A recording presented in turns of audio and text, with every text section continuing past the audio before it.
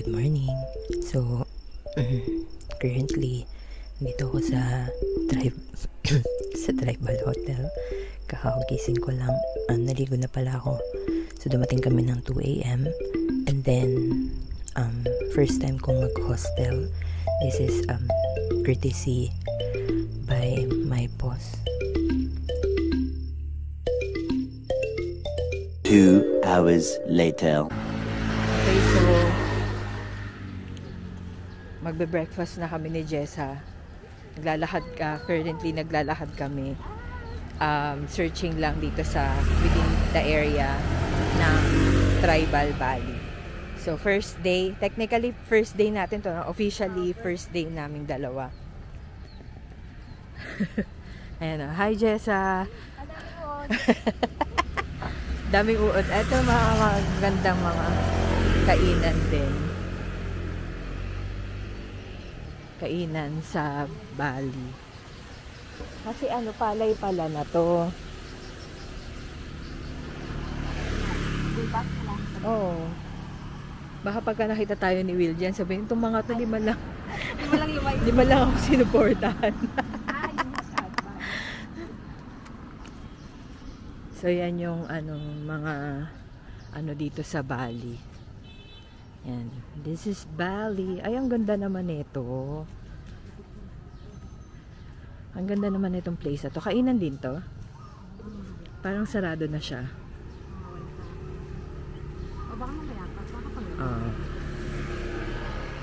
So, yan. Yung nilalakaran namin ngayon is papunta siyang Penerangan Beach. Ganon. Lalagay ko na lang sa babayo. ano yung tamang beach na pupuntahan namin. Ito yung mga kainan dito. Marami din naman palang kainan sa area eh. Ito yung gym malapit sa tinutuluyan namin. So yan, naglalakad lang kami sa may tabing sa may tabi-tabi. Takot kami masagasaan. Takot masagasaan, kaya sa gilid-gilid lang. Si ate mong Jessa, shook sa mga uod. Caterpillar yun, di ba? Di ba yan? Ano ba tawag yan sa ganito? Ayan o. Centipede. Parang sagasaan na lang ako. Ito mga damit to. Swimsuit. Parang mahal. Ito is burger and bistro cafe. Villa Loft and Baba and Villa Loft. So, ang dami din dito. Kala namin medyo province, na siya. Pero, ang dami may tatayo pa pala dito, oh. Soon to rise. And then, ito. Gusto mo tumingin? Close pa. Karamihan close. Baka mga 11 sila mag-open. Oo. Surfer parrot. Natry mo na. Natry mo na mag-surf? Hindi ko alam kung anong tawag dyan. Ganda. Tapos ang ganda din ng ito yung pangalan niya. The Atas Rooftop. Buhim type. Si ate mong Jessa, busy. Lily ba to? Anong tawag dito sa purple? Ha? Violets. Violets ba?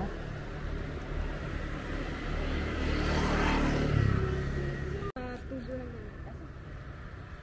Dito pa lang nakamatay na siya. Oh. Ganda. Amazing. Private lot daw for sale. Bili mo na, Jessa. Warung Bohemic.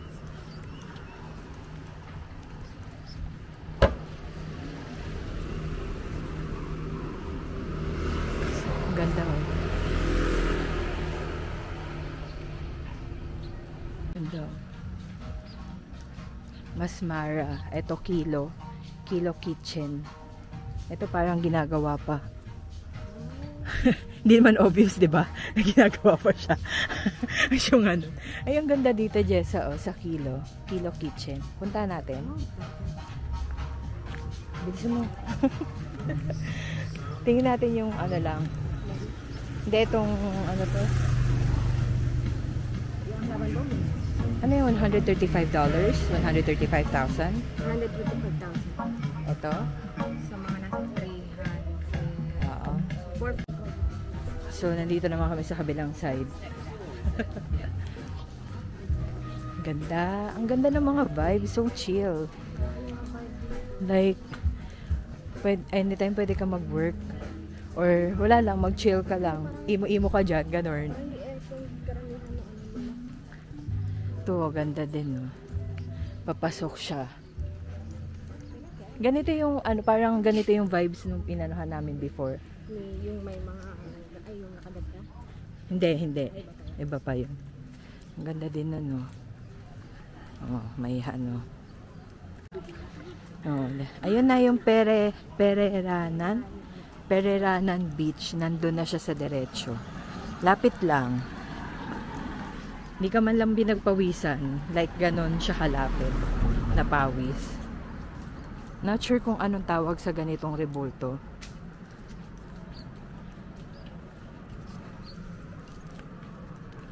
So pupunta muna kami sa Pereranan Beach. Ito po, kung gusto nyo kumain ng burrito, meron din dito.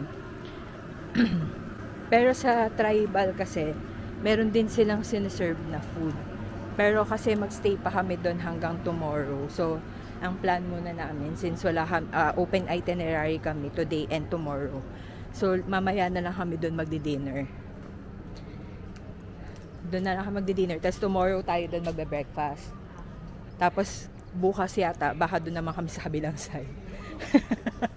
Kasi ito yung side ng pa-beach naman. Ayan. So, videohan na natin. Dahil wala naman silang pakialam sa akin. And wala din naman akong pakialam sa kanila. Yan yung mga hindi daw pwedeng tapakan. Yung mga ganun. Oo. Kaso yung iba na hindi napapansin. So, pagka may ganun ka daw nakita sa Bali, pagka may ganun ka daw nakita sa Bali, hindi mo dapat siya tapakan. So, ito na yung beach! Ayan na yung beach! Kasi ito may kainan din dito. Pereranan pala. Pereranan Beach. Happy Fish. Ay, ayun yung ano famous na ano yun, parang mermaid ano. Ayun no. Look at that. So, ito na yung beach. Pereranan. Pereranan Beach. Ganda oh. Amazing. Pwede kang mag-surf dito pala kasi malakas yung alon. Grabe, yung lakas ng alon dito oh. Kaya pala maraming mga nagsisurf because of the alon. Oh my gosh, it's so scary.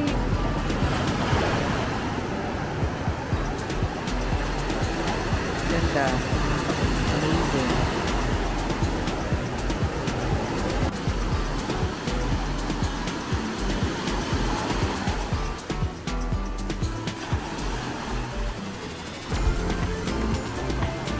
This is the Pereranan Beach.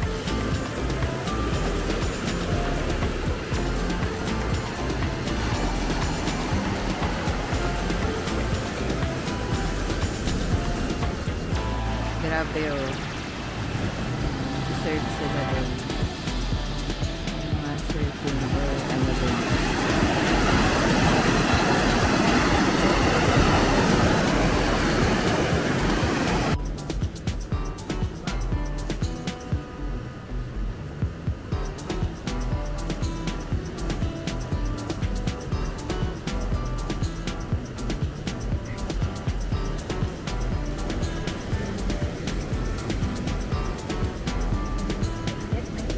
Init nga.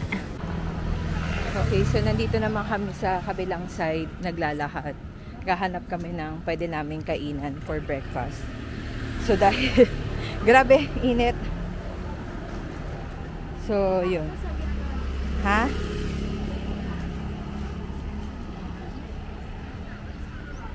Ano yan? Dito tayo? Ayan, nandito naman kami sa kabilang side. Ito yung food nila. Eh? Sushi? Japanese ano? Nagpunta ka ng sabihin sa... Ayan, ito yata pre-love oh. Vintage and pre-love. Let's go. Wait.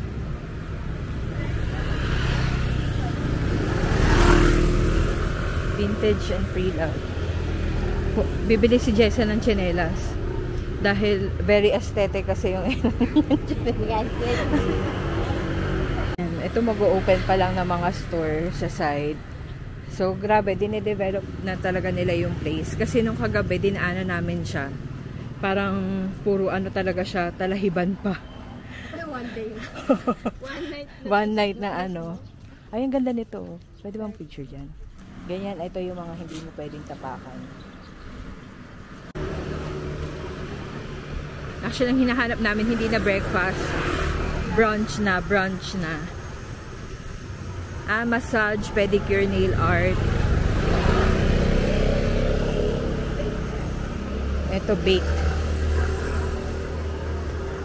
Baked daw. Baked.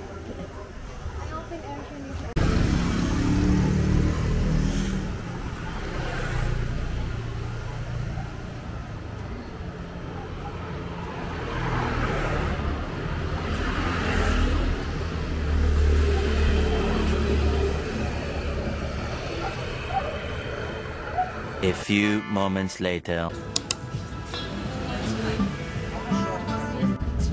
Okay, so nandito kami ngayon sa woods after ng mahabang paglalakad. At mainit-init na panahon. So nandito kami sa the woods. We're having breakfast. Ayun. Brunch na pala actually. So, ito yung itsura ng location.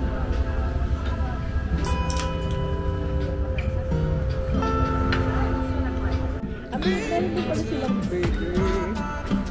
Special of the day. Meron din sila. May bata akong kasama. Woods, please catch that our tables are served for 2 hours only to us. So 2 hours lang to. 16% ita? Mahal naman. All prices are subject to zero. Mahal. Parang na tayo bukas. Hindi na tayo lalabas bukas. So yun, nag-order ako ng cappuccino. Iced cappuccino dahil sobrang init talaga. Tapos si Jessa is, ang order niya ay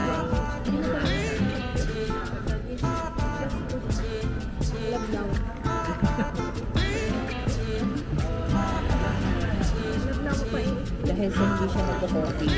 Ako lang ang nagko-coffee. Pero nagko-coffee hot.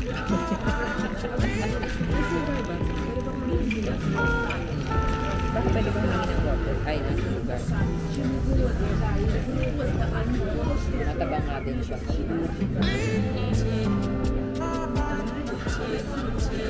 Pero, expect mo naman si cappuccino doon. So, technically, matabang talaga siya. So, nasa sayo na matataas. Kung titimplahan mo siya ng sugar, gano'n. Ano, parang ang ganda ko dito sa ilaw dito sa likod. Really? Ang ganda ng lighting dito. Lighting pa. Tama, lighting. Iba talaga yung lighting dito.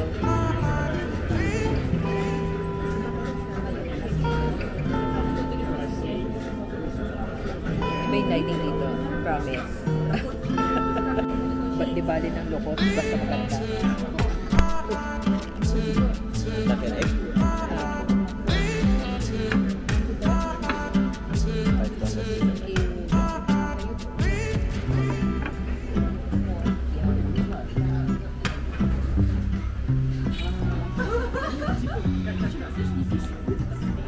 So, spicy chicken leg pa to.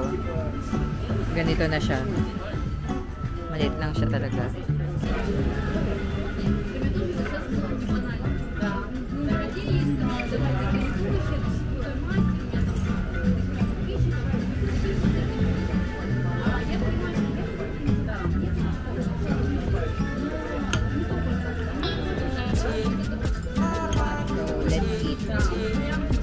Expensive siya. Hindi pala siya medyo expensive. It's expensive, by the way. So, ano siya?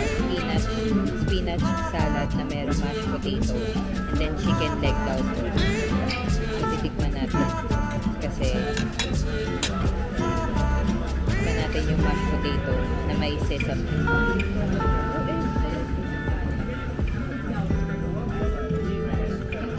Nasa mashed potato naman din siya. Ito, first time ko kakain ng spinach.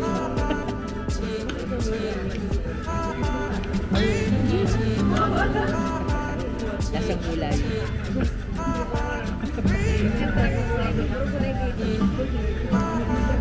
Lasang gulay. So, the main event, which is yung chicken.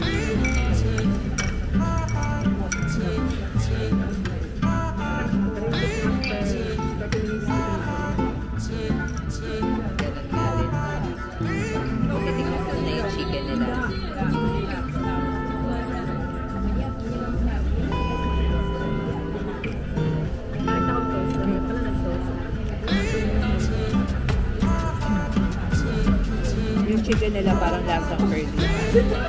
Parang lasang curly. Diba?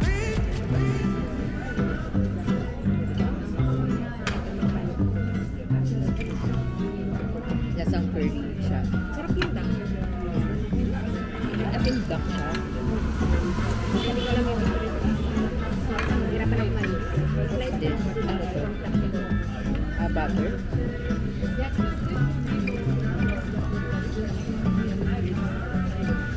Hindi ko siya bet. Ito. Butter. Hindi ko alam.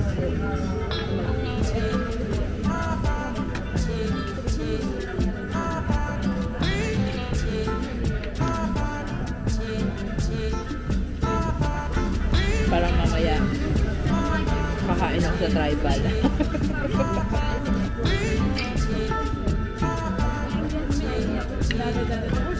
Diba? Curly siya.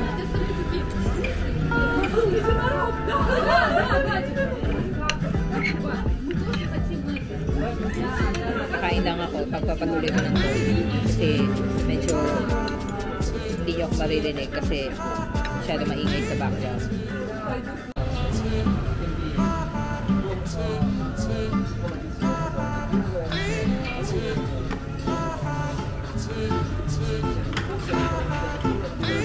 So, malapit ko na siya maubos. Verdict, sakto lang naman siya. Hindi siya yung tipong uulit-ulitin mo gano'n. Sakto lang yung lasa niya. And dahil medyo pricey siya, 125,000 IDR. Tapos, ano to, hindi pa kasama yung tax and tip ko. So, yun. Plus yung 45,000 na ano, na cappuccino. So, sakto lang siya. Meron pa mga kainan na mas worth it yung ganong price. So, tanghaling tapat, trip ni Jessa, maglakad. Sa kalye. Actually, ano lang siya, yung short na, ano yun, parang makitid na daan, ganon. Ito siya. So, yan yung daanan na dinadaanan namin. So, anytime, nyo. So anytime, pwede kaming masagasaan dito.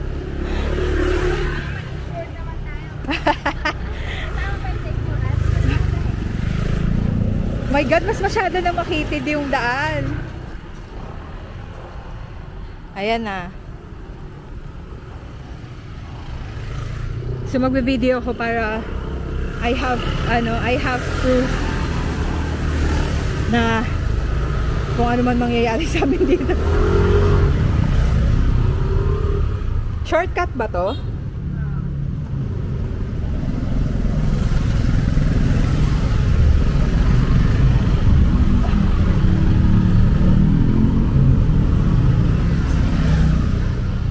Ayan.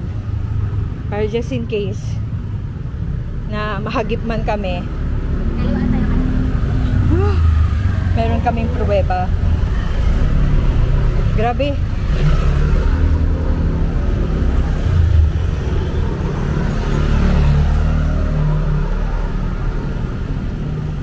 Ayan, nandito na kami sa road. Grabe, tanghaling tapat talaga, Jessa. Ay, it's so freaking hot. Pagka may nakakita sa akin mamaya, tapos ikikis ka, amoy araw ka, it's not living. It's like mabaho. Amoy araw na nilalang. 80,000 impressions later. Grabe, pula ko na pala. Ang pula na ng mukha ko. So, ito yung mga nagagawa ng mga hindi marunong magmotor. I think dadaan tayo ng bumili ka ng aloe vera. Kasi baka magka-sunburn ka. Walkathon kami. Oh, yan yung mga ginagawa ng mga hindi marunong magmotor. Hindi marunong magbike. Hindi tayo marunong magmotor. Ano tayo? 1,000 steps. 20,000 pala. 20,000 steps. Oh my God, tingnan mo ang pula na ng mukha ko.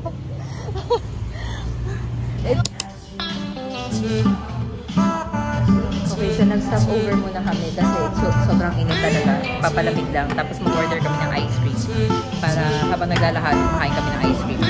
So yan, order kami ng ice cream dito sa nadaanan lang namin sa habang naglalakad, papunta kami ng market. So yun. Tapos lalakad na kami ulit. Papalamig lang saglit.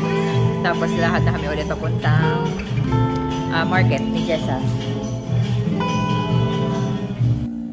So, yung pula na mukha ko, mamaya itim na yan. So, naglalakad kami papunta din sa market. At dahil sa wala ang marunong sa amin magmotor, lakad pa rin kami. Which is dapat pala sumakay na lang kami. Dahil sobrang init. Yung pula na mukha, oo eh. Pero maganda naman yung daan. May marami kang makikita ganon. Katulad ito. Ayan. So, nasa rice fields kami, di ba? So, anytime, pwede kami malaglag dito pagka natakot kami sa mga dumadaan na sasakyan. O, diba? Pagubat na to. Ayan. Marami ka pa rin makikita na mga pero konti lang yung naglalakad. Kasi nga, almost lahat yata is marunong or nagre-rent ng motorbikes. Pero dahil kami ay hindi nagre-rent ng motorbike, mas gugustuhin pa namin maglakad. 2,000 years later. Jessa, kaya mo pa ba?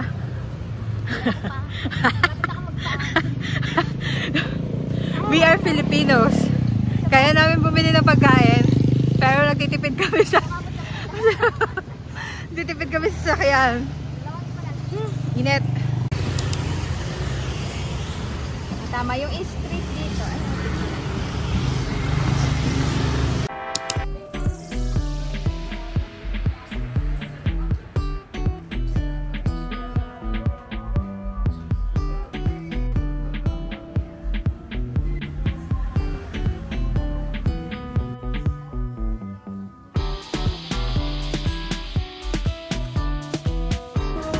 Okay, so after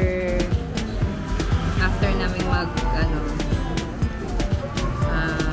maglakad ng mahaba, namili si Jessa ng kanyang mga swimsuit. at naglalakad lang kami sa tirik ng araw. Katanghalian ng tapat. So, meron kaming pinuntahan na matcha, anong tawag doon? Matcha cafe? Matcha cafe. Dito lang din. So, nilakad lang namin from Treasure, Treasure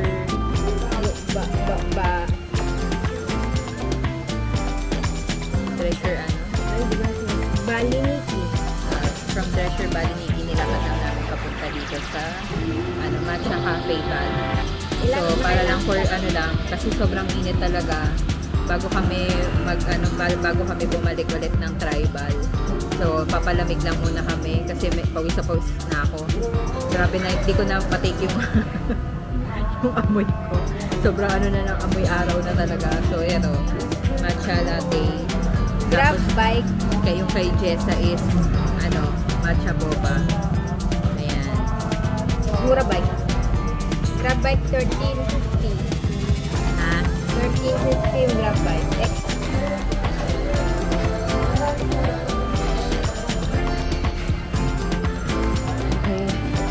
Grabe, sobrang init talaga dito sa Bali. Dahil kasi, hindi ko alam kung saan mas mainit, kung sa Philippines or sa Bali. Pero, hindi kasi ako masyado naglalabas sa Pilipinas. Kaya hindi ko sure. Pero, grabe yung init talaga dito. Parang gusto ko na lang mag-stay forever sa hostel. Pero okay na din for experience. And then, nilakad lang talaga namin. So, na-check namin kung ano ba yung mga madadaanan namin. And then, na-realize namin na kami lang pala talaga yung naglalakad. Kami lang pala talaga yung naglalakad. So, ayan. Si Jessa. So, pagod na din siya. Pares kami pagod na. Kahit na lang pa ako. Punta kami dito para sa sandals. Sa sandals. Asa yung sandals? Wala kang nabiling sandals. Kasi, mas priority mo yung swimsuit mo. Nakalimutan. Sabi ko, titingin lang ako ng damit. Sa isip-isip ko, titingin lang ako ng damit. Tapos babalikan ko yung sandals. Yun nga, nung nakikipag-tawaran ako kasi mas na-excite ka kasi dami mo na nakikita eh. Ay, naku. Ang bala ko dapat, ang priority ko bibili akong sombrero. Saka sandals.